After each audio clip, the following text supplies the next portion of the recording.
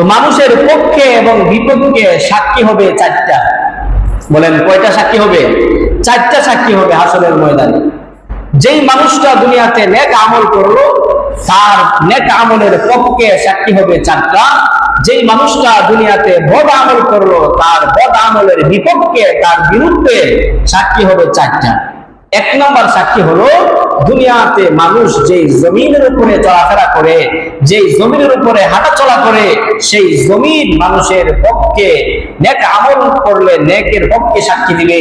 সেই জমিনের উপরে চলাফেরা করে, হাঁটাচলা করে মানুষ যদি বদ আমল করে, গুনাহ করে, তাহলে জমিন ওই বদ আমলকারী ব্যক্তির বিরুদ্ধে সাক্ষী দিবে।